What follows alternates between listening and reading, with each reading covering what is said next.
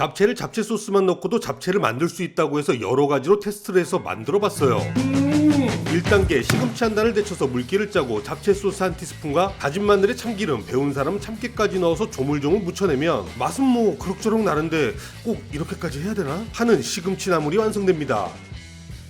2단계 돼지고기 등심 300g을 후라이팬에 볶아주다가 양파, 당근을 넣어서 한 번 더 볶아주고 잡채 소스 한 큰술 반을 넣고 숙주나물 한 줌 넣어서 참기름을 돌려서 볶아내면 야 이건 뭐 굴소스로 해도 될 것 같은데 꼭 이렇게까지 해야 되나? 하는 돼지고기 숙주볶음이 완성됩니다. 3단계 메인 영상 잡채 한번 만들어 보려고 잡채 소스 구매한 거죠. 어떻게 잡채를 만들어 봤더니 물 1리터에 삶지도 불지도 않은 잡채용 건당면 200g과 잡채 소스 100ml를 넣고 8분간 끓여준 후에 각종 채소들을 넣고 2분간 더 끓여주면 잡채를 만들 수 있다고 했지 맛있는 잡채가 완성된다고는 말하지 않은 철학적 잡채가 완성됩니다. 더빙하다 아주 죽을 뻔했다. 어쨌거나 저쨌거나 결론은 먹힌 거 맛을 말씀드리면요. 넌 할 수 있어. 지금 너한테 가스비가 얼만데 지금.